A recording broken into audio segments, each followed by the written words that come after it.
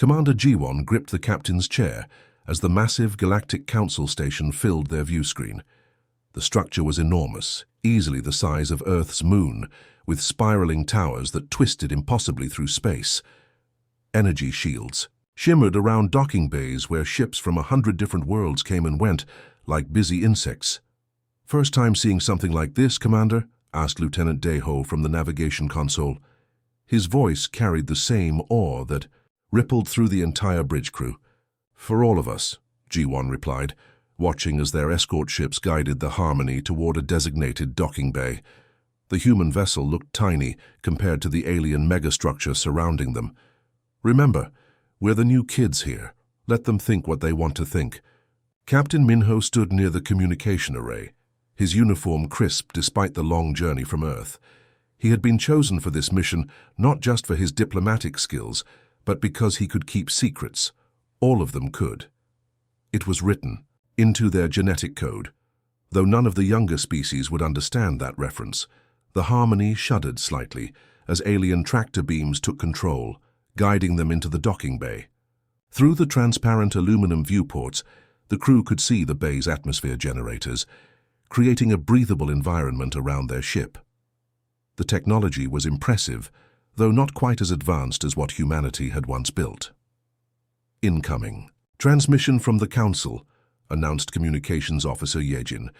"They're requesting our delegation prepare for immediate transfer." "Tell them we're honored by their swift attention," Minho said, straightening his diplomatic sash. The golden fabric bore Earth's new symbol, a simple circle representing unity and new beginnings. It was deliberately humble, designed to reinforce their image as a young species seeking guidance.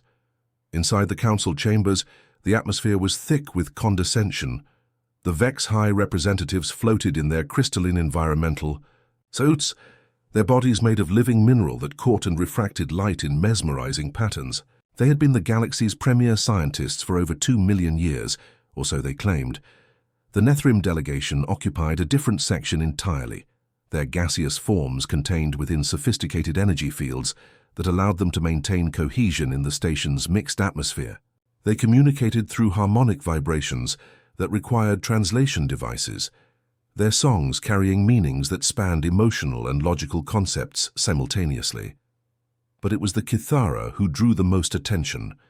These insectoid beings stood nearly 3 meters tall, their chitinous exoskeletons gleaming under the chamber's lights.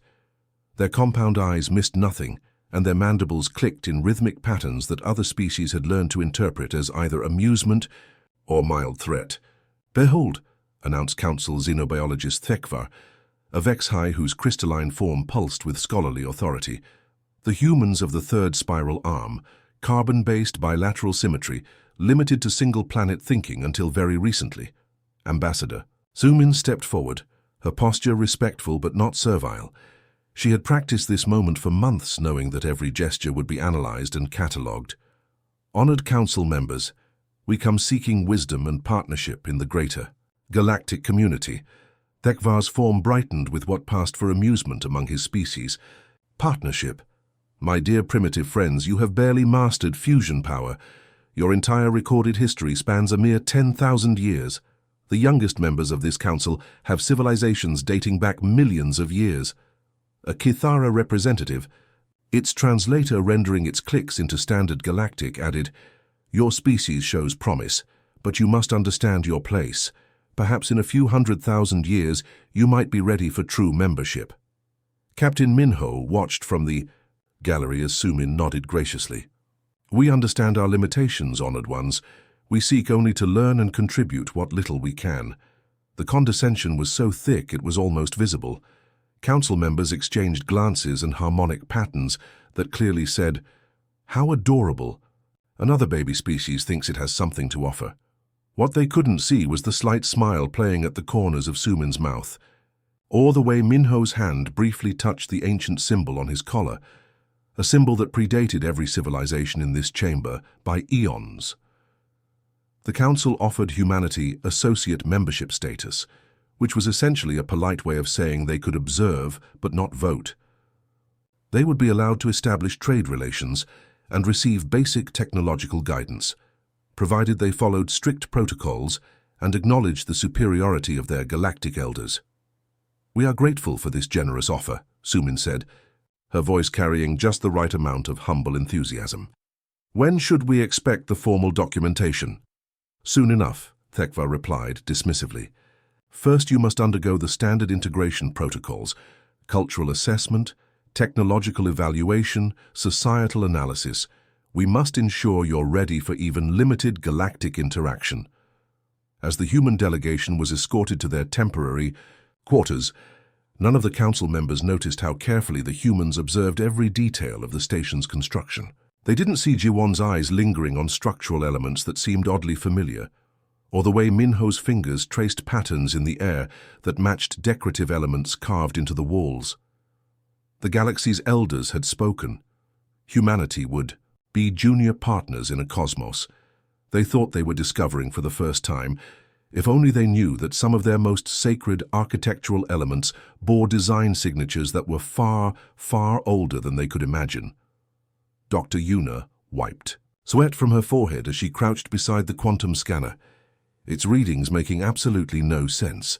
The device was humming with an intensity she had never seen before, its display showing energy signatures that shouldn't exist on New Sol. This colony world had only been settled for 50 years, a pristine planet chosen specifically because preliminary surveys showed no signs of previous civilization. "Run it again," she told her assistant Donghyun, who was staring at the scanner's display with wide eyes. "These readings have to be wrong."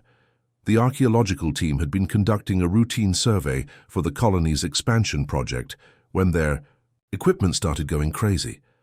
What should have been simple soil composition readings were instead detecting massive artificial structures buried deep beneath the surface. The quantum resonance patterns suggested construction materials that were impossibly old. Dongyun's hands trembled as he calibrated the scanner for the third time. "Dr. Yuna, the carbon dating keeps giving us the same results. These structures are over 200 million years old. That predates every known galactic civilization by a factor of 10. The excavation robots worked tirelessly, their plasma cutters slowly revealing the edges of what appeared to be a massive complex. As the Earth fell away, gleaming metal surfaces emerged that showed no signs of corrosion despite their incredible age. The material itself seemed to absorb and reflect light in patterns that created an almost hypnotic effect. "Look at these proportions," whispered Dr. Yuna as more of the structure became visible. The doorways, the ceiling heights, even the step spacing. Everything was sized perfectly for human beings. Not the tall Kithara with their insectoid frames, not the floating Vexhai in their environmental suits, but humans. Regular, Earth-born humans. Team archaeologist Sungho emerged from the first chamber they had managed to access, his face pale with shock. "You need to see this. The symbols inside, they're not in any known galactic language, but somehow I can read them. It's like they're speaking directly to my mind." Engineer Hyunwoo paused in his work, calibrating the dig site's power generators. His eyes met those of the other human team members, and for just a moment something passed between them. A recognition, an understanding that went deeper than words. The discovery sent shockwaves through the human colonies. Similar readings began appearing on survey teams across dozens of human worlds.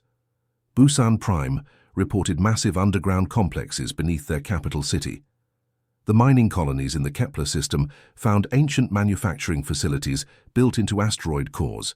Even Earth's archaeological teams began detecting previously unknown structures buried beneath major cities. Council xenobiologist Thekvar arrived on New Sol aboard his research vessel, a sleek Vexhai craft that materialized in the planet's orbit with barely a whisper. His crystalline form practically vibrated with scientific excitement as he examined the human findings.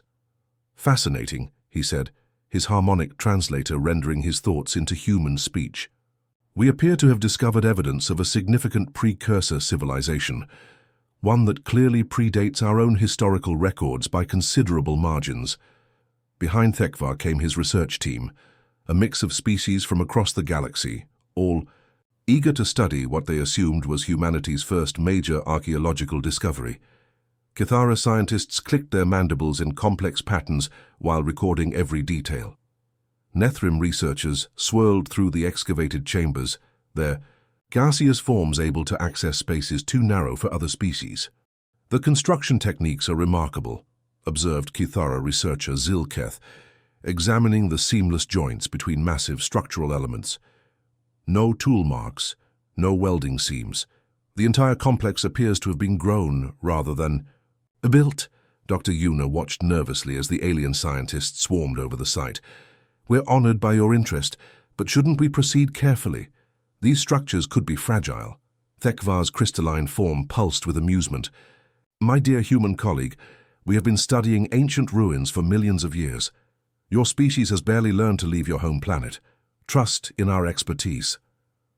What the alien scientists couldn't see was the way human team members kept exchanging meaningful glances, or how engineer Hyunwoo's fingers seemed to know exactly which panels to touch to activate dormant systems.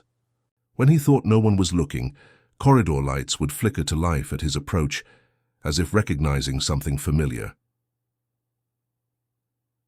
Construction Chief Minji discovered something that made her blood run cold. Hidden beneath layers of sediment, she found manufacturing equipment that still held molecular blueprints. The designs were for spacecraft engines more advanced than anything currently used by the Galactic Council. But the power signatures, the energy patterns, they matched perfectly with the systems aboard human vessels. Dr. Yuna, she called quietly, gesturing to her discovery. You need to see this alone. As alien scientists continued their surveys, human team members began finding more troubling evidence. Control interfaces that responded to human touch. Written languages that human minds could somehow decipher instinctively.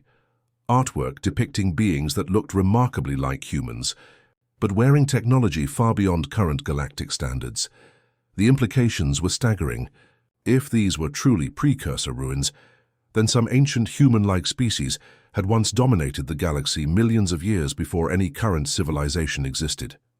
But the alternative explanation was even more impossible to accept. Engineer Hyunwoo stood in the deepest chamber they had accessed, running his hands over control surfaces that hummed with responsive energy. Around him, holographic displays flickered to life, showing star maps of the galaxy as it had existed eons ago. The stellar positions were different, but the patterns were familiar. Too familiar. The time for secrets is coming to an end, he murmured to himself, watching as more human archaeological teams reported similar discoveries across the galaxy. Soon the questions would become too obvious to ignore. Soon the truth would have to surface. Behind him, alien scientists continued their cataloging, completely unaware that they were studying the remnants of their teacher's first civilization. Doctor. Sunmi stood before the massive sealed entrance beneath Seoul's ancient district, her heart pounding as the biometric scanner completed its analysis. The door had been discovered during subway expansion work, hidden beneath layers of concrete and steel that dated back centuries. But the scanner itself was far older, its crystalline surface unmarked by time, waiting patiently for the right genetic signature. DNA match confirmed, announced the scanner in perfect Korean, though the device clearly predated any human language. Welcome home, Memory Keeper. The massive doors, each weighing hundreds of tons, slid open with barely a whisper. Beyond lay a corridor that stretched into darkness, its walls lined with softly glowing panels that activated as Sunmi approached. The air inside was fresh and clean, maintained by systems that had been running automatically for millions of years. Scientist Jinwoo followed closely behind, his equipment registering energy readings that defied every known law of physics. Sunmi, these power levels are impossible. The energy source powering this place should have burned out eons ago. Unless it was designed by people who understood things we've forgotten, she replied, her voice echoing in the vast chamber they entered.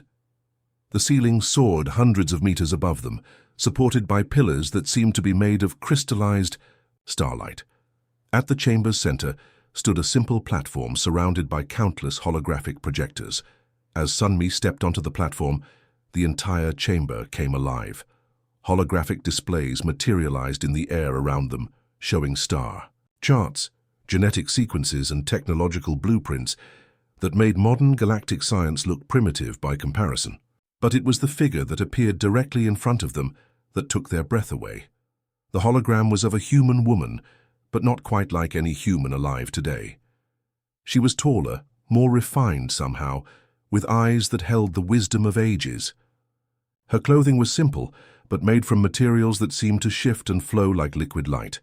"Greetings, children of the second phase," the hologram said, her voice carrying an accent that sounded like the root of all human languages. "I am Keeper Hanul, last of the Memory Guardians. If you are seeing this, then the time of revelation has come." Jinwoo's recording equipment went wild as data streams poured from the ancient systems. Historical records, scientific databases, cultural archives, information that represented millions of years of galactic civilization, all of it created by humanity during their first golden age. "We were the first," Keeper Hanul continued, gesturing to displays that showed the galaxy, as it had existed eons ago. Young stars burned brightly while primitive worlds spun in darkness, waiting for the spark of intelligence. When consciousness first awakened in this galaxy, it awakened in us. The holographic displays showed early humans spreading across the stars in ships that moved between dimensions. They terraformed worlds with devices that could reshape matter at the atomic level. They built megastructures that harvested the power of entire solar systems. Most remarkably, they found other worlds where intelligence was just beginning to stir. "The HFY were silicon-based microorganisms when we found them," Hanul explained, as the displays showed the gradual evolution of the crystalline species. "We guided their development, helped them achieve consciousness, taught them the basics of galactic civilization." Similar scenes played out across dozens of worlds. The Nethrim had been simple gas clouds drifting through space until human intervention helped them develop collective intelligence. The Kithara had been nothing more, then primitive insects until carefully guided evolution elevated them to sapiens. "We were teachers, gardeners of intelligence," Hanul said. "For millions of years we shepherded younger species, sharing knowledge and watching them grow. But we began to notice something troubling. The displays shifted to show human colonies across the galaxy. Advanced beyond measure, their inhabitants living lives of perfect comfort and unlimited power. But there was something missing from their faces: curiosity, wonder, the drive to discover and explore. "Power without struggle creates stagnation," Hanul continued. "Knowledge without earning it breeds contempt. We had become gods, but in doing so we had lost what made us human. Our children, the species we had raised, were beginning to surpass us in creativity and drive, because they still had to fight for their achievements." Jinwoo watched in amazement as the records showed the greatest decision in galactic history. After millions of years of dominance, humanity chose to step back, not to die out or disappear, but to deliberately forget. "The great regression was voluntary," Hanul explained. "We designed systems to suppress our own memories, to reduce our technology to primitive levels, to give ourselves the chance to rediscover wonder. We wanted to be students again, to feel the thrill of discovery that had driven us to the stars in the first place." The process was incredible to witness. Massive installations across human space systematically dismantled advanced technology. Memory suppression devices were applied to entire populations.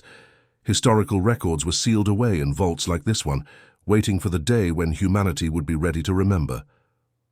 "We left subtle guidance systems in place," Hanul continued.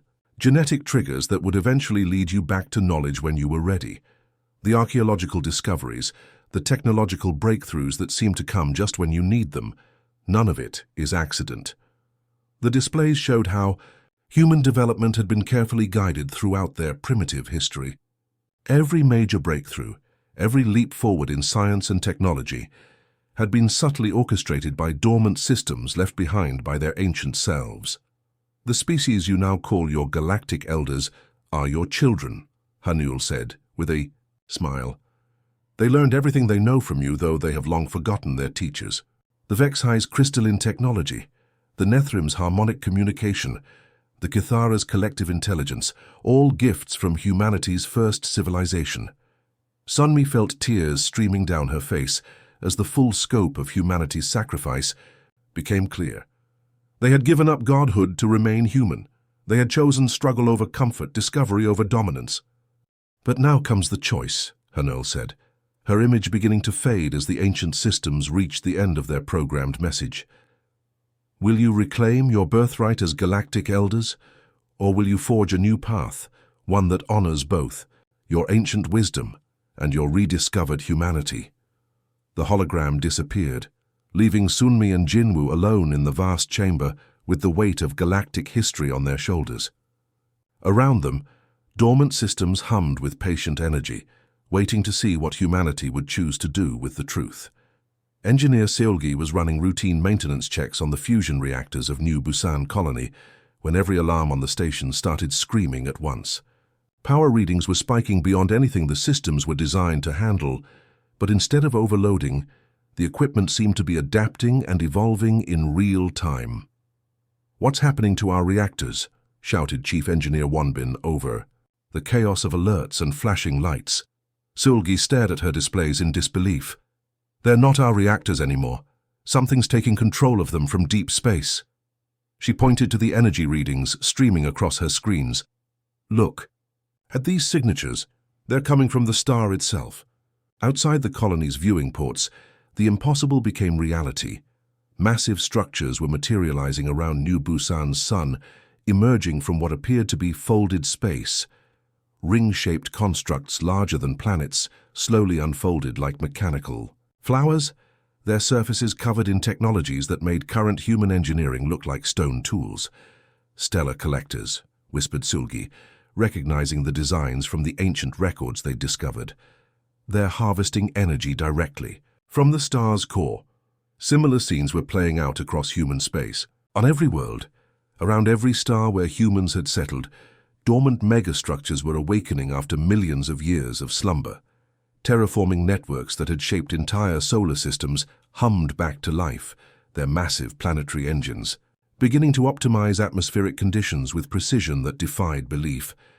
Space traffic controller Hyabin watched her screens fill with objects that hadn't existed minutes before. "Command, we have thousands of unknown contacts appearing throughout the system. They're not ships, they're installations. Some of them are bigger than our moons." The installations weren't just appearing randomly. They were taking up perfect positions for stellar engineering, planetary management, and space traffic control. Whoever had built them understood orbital mechanics and stellar physics better than the combined knowledge of the current Galactic Council. On the distant world of New Jeju, Colonial Administrator Minsok received panicked reports from across the planet. Ancient manufacturing facilities were emerging from underground, their surfaces clean and functional despite having been buried for geological ages.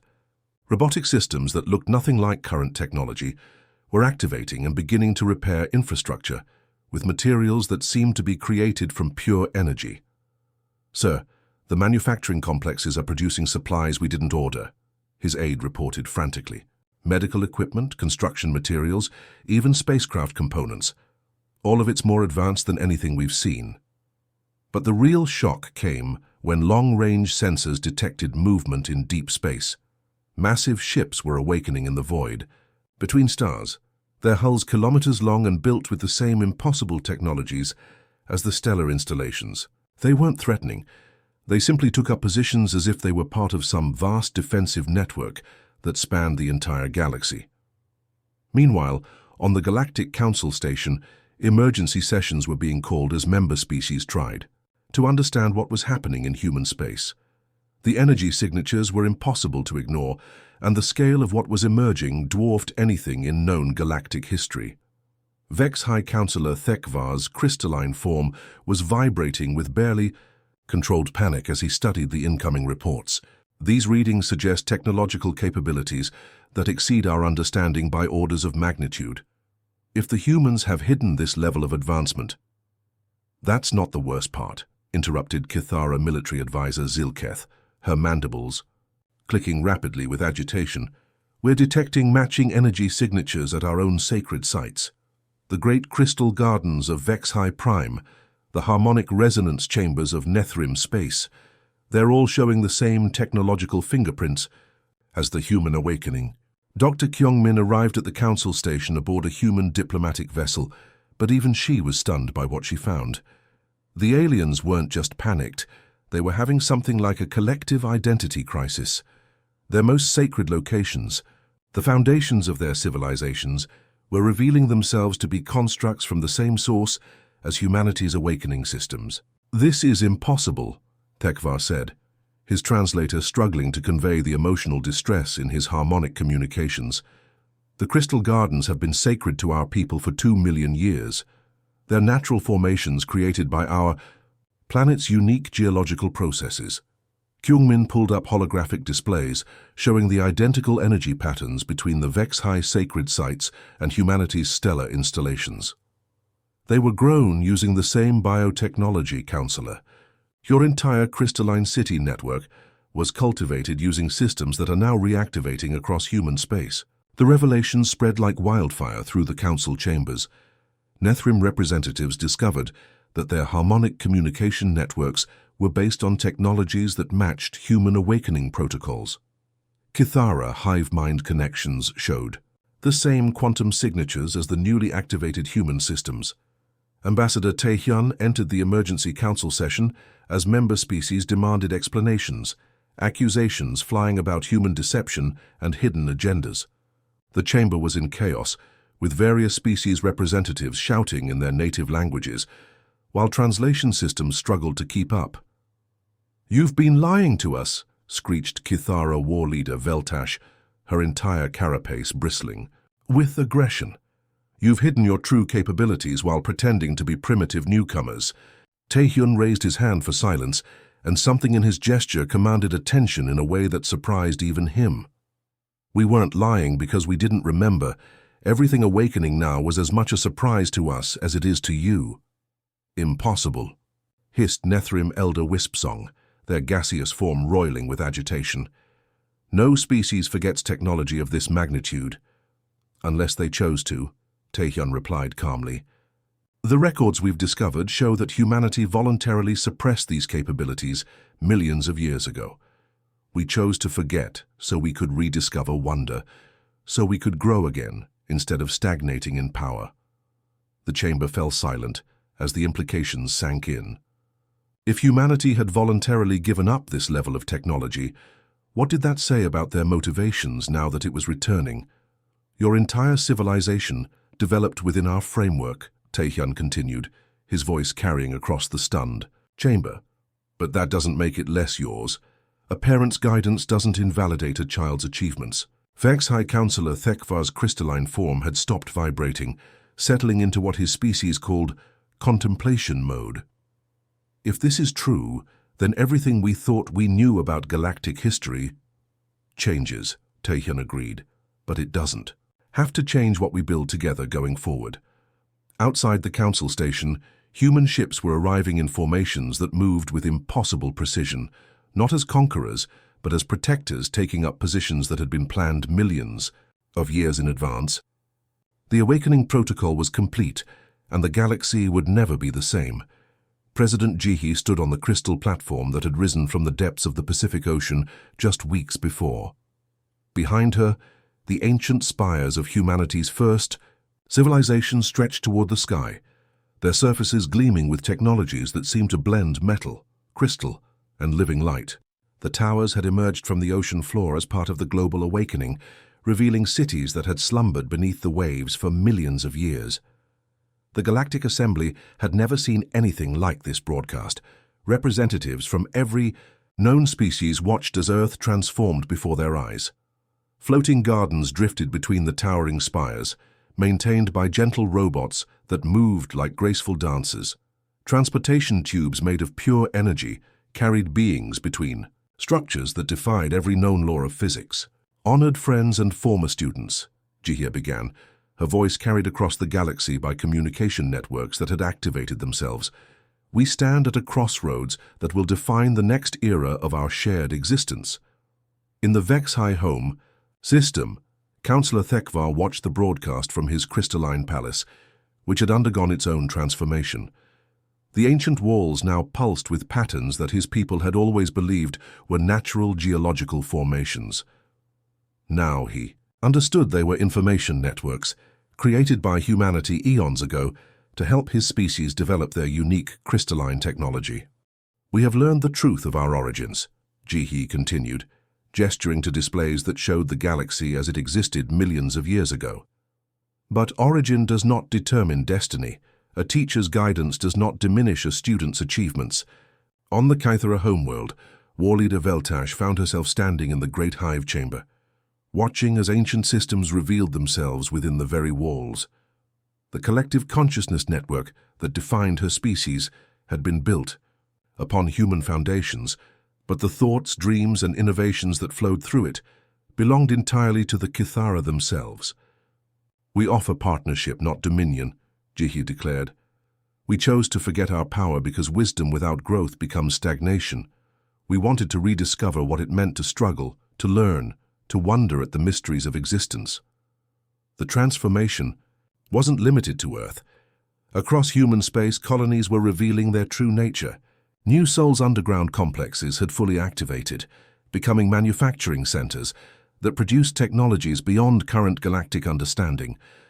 But rather than hoarding these capabilities, human administrators were already preparing to share them. Dr. Yunji materialized as a hologram beside President Jihye, broadcasting from the newly established Institute for Galactic Cooperation.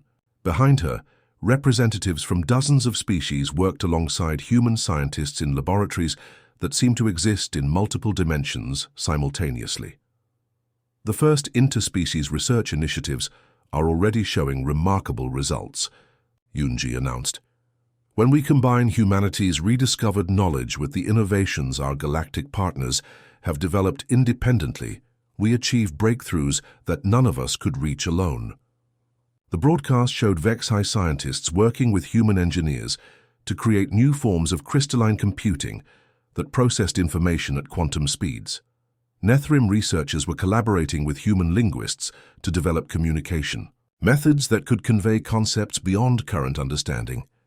Kythera collective intelligence specialists were partnering with human psychologists to explore new forms of shared consciousness. But it was the arrival of the Council delegation to Earth that truly demonstrated the new relationship. A massive fleet of ships from every major galactic civilization approached Earth's solar system, where they were met not by military vessels, but by construction platforms that began assembling a space station larger than any previous structure.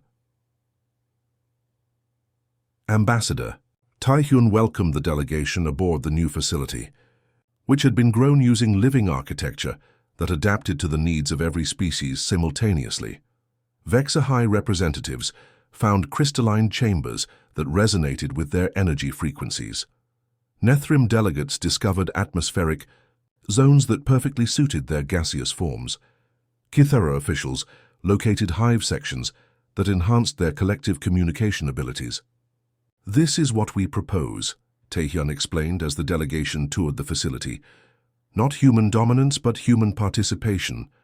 We will share what we have remembered, and you will share what you have learned in our absence." The proposal was revolutionary. Instead of the hierarchical structure that had dominated galactic politics for millions of years, humanity suggested a truly cooperative system. Decision-making would be distributed among all species based on expertise and interest, rather than age or technological capability. Former council member Drakvan, a reformed Kythera who had initially opposed human integration, found himself supporting the new compact. "They could demand control of everything," he admitted to his fellow delegates. "Their technology surpasses ours by factors we can't even calculate. But instead, they offer equality."